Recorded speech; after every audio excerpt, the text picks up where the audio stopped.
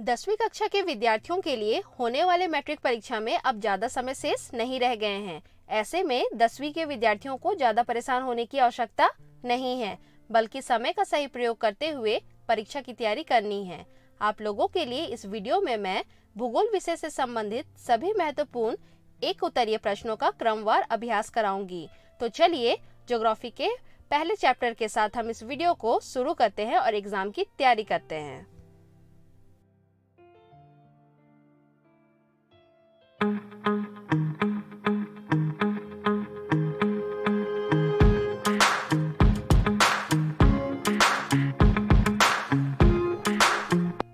हमारा पहला क्वेश्चन है, नवीकरण संसाधनों का एक उदाहरण है सौर ऊर्जा, बॉक्साइट, कोयला या फिर पेट्रोल।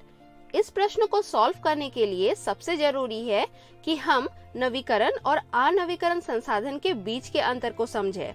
अगर बिल्कुल सरल शब्दों में अगर देखें तो नवीकरण संसाधन वैसे संसाधन होते हैं जो कभी समाप्त नहीं होते हैं।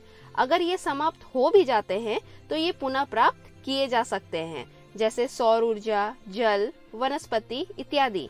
जबकि अनवीकरण संसाधन एक बार अगर समाप्त हो जाते हैं तो उन्हें उत्पन्न करना बहुत कठिन हो जाता है या फिर इनको बनने में लाखों करोड़ों वर्ष का समय लग जाता है, जैसे कोयला, पेट्रोल, विभिन्न प्रकार के खनिज इत्यादि।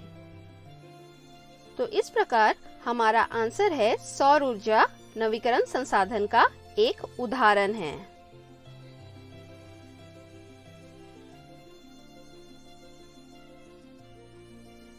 दूसरा क्वेश्चन है, लौह इस्पात उद्योग को कहा जाता है हल्का उद्योग, मध्यम उद्योग, कृषि आधारित उद्योग और आधारभूत उद्योग। इसका उत्तर है लौह इस्पात उद्योग को आधारभूत उद्योग की श्रेणी में रखा जाता है, क्योंकि हम देखते हैं कि छोटे से छोटे कील से लेकर बड़े बड़े सामान सभी में लोहे का इस्तेमाल किया जाता है।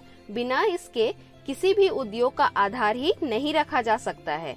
इसीलिए लोहा सभी उद्योगों को आधार प्रदान करता है। तो हमारा उत्तर होगा लौह इस्पात उद्योग को आधारभूत उद्योग भी कहा जाता है।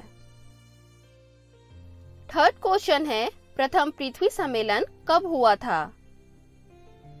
जिसका आंसर है प्रथम पृथ्वी सम्मेलन जून 1992 ईस्वी में दक्षिण अमेरिका के ब्राजील के रियो डी जेनेरियो शहर में आयोजित किया गया था, जिसमें 100 से भी अधिक देशों के राष्ट्रीय अध्यक्षों ने भाग लिया था।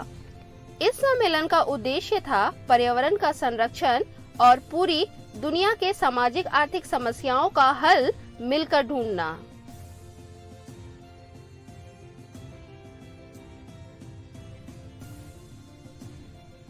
चौथा क्वेश्चन है, सतत पोषणीय विकास क्या है? अगर बिल्कुल सरल शब्दों में कहे तो सतत पोषणीय विकास का अर्थ है अपनी आवश्यकताओं को पूरा करते हुए आने वाली पीढ़ी के लिए भी संसाधनों को सुरक्षित रखा जाए।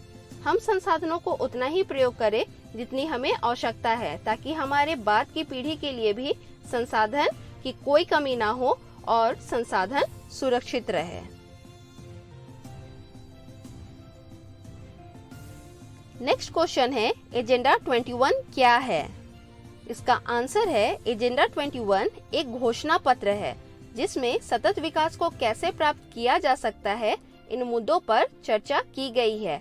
यह पृथ्वी सम्मेलन से ही जुड़ा हुआ है और इसको 1992 में ब्राजील के शहर रियो डी जेनेरो में सभी देशों से आए राष्ट्र अध्यक्षों द्वारा स्वीकृत किया गया था।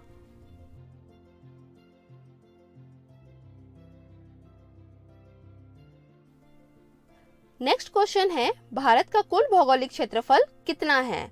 इसका आंसर है भारत का कुल भौगोलिक क्षेत्रफल 32.8 लाख वर्ग किलोमीटर है, परंतु कुछ भारत के सुदूर उत्तरी एवं पूर्वी भाग में असम को छोड़कर अन्य भागों का आंकड़ा भारत के पास उपलब्ध नहीं है।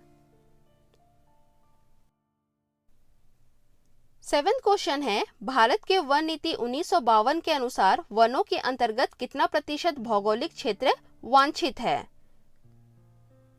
इसका आंसर है 33%। इस नीति के अनुसार देश के 1/3 अर्थात 33% भूभाग पर वनों का विस्तार होना चाहिए, जिसमें पर्वतीय क्षेत्रों में 60% तथा मैदानी भागों में 20% पर वनों का विस्तार होना चाहिए।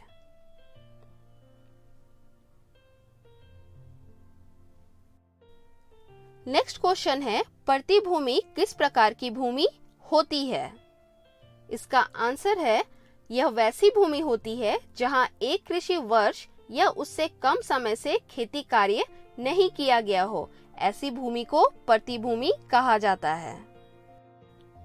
नेक्स्ट क्वेश्चन है, सकल कृषि क्षेत्र किसे कहते हैं? सकल कृषि क्षेत्र एक कृषि वर्ष में जब एक बार से अधिक बोए गए क्षेत्र को शुद्ध बोए गए क्षेत्र में जोड़ दिया जाए तो उससे सकल कृषि क्षेत्र प्राप्त हो जाता है।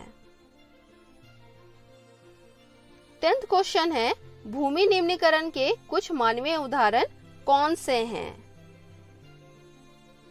अत्यधिक वन का कटाव, अत्यधिक पशुचारण, खनन, सिंचाई इत्यादि कुछ ऐसे मानवीय उदाहरण हैं जो भूमि निम्नीकरण अर्थात जमीन को खराब करने के प्रमुख कारण हैं।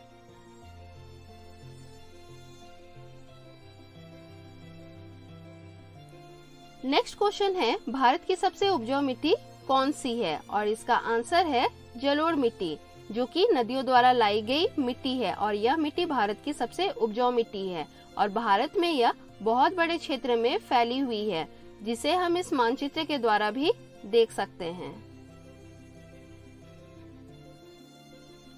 नेक्स्ट क्वेश्चन है, आयु के आधार पर जलोढ़ मिट्टी को कितने भागों में बांटा जाता है? इसका आंसर है, आयु के आधार पर जलोढ़ मिट्टी को 2 भागों में बांटा जाता है, खादर और बांगर। खादर को नई जलोढ़ मिट्टी भी कहा जाता है, जबकि बांगर को पुरानी जलोढ़ मिट्टी भी कहा जाता है। नेक्स्ट क्वेश्चन है, काली मिट्टी को और किन-किन नामों से जाना जाता है? जिसका आंसर है, काली मिट्टी को काली कपासी मिट्टी तथा रेगड़ मिट्टी के नाम से जाना जाता है। काली कपासी मिट्टी इसे इसलिए भी कहा जाता है क्योंकि यह कपास के फसल के लिए बहुत उत्तम होती है। नेक्स्ट क्वेश्चन है, लाल मिट्टी का रंग लाल क्यों होता है? इसका आंसर है, लाल मिट्टी का रंग लाल आयरन ऑक्साइड की उपस्थिति के कारण होता है, लेकिन जैसे ही लाल मिट्टी पानी के साथ मिलती है, यह मिट्टी पीली दिखाई पड़ती है।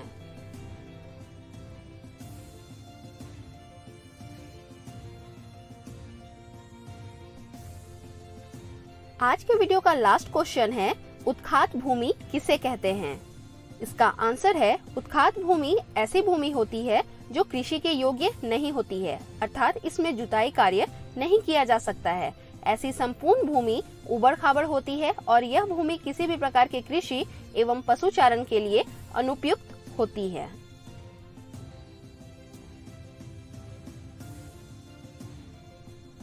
अगर आपको इस चैप्टर को और भी डिटेल से जानना है तो आप चैनल में जाकर रिलेटेड वीडियोस देख सकते हैं। साथ ही डिस्क्रिप्शन बॉक्स पर रिलेटेड वीडियोस के लिंक भी दे दिए गए हैं। तो चलिए बहुत जल्द मिलते हैं नेक्स्ट वीडियो के साथ। Thank you.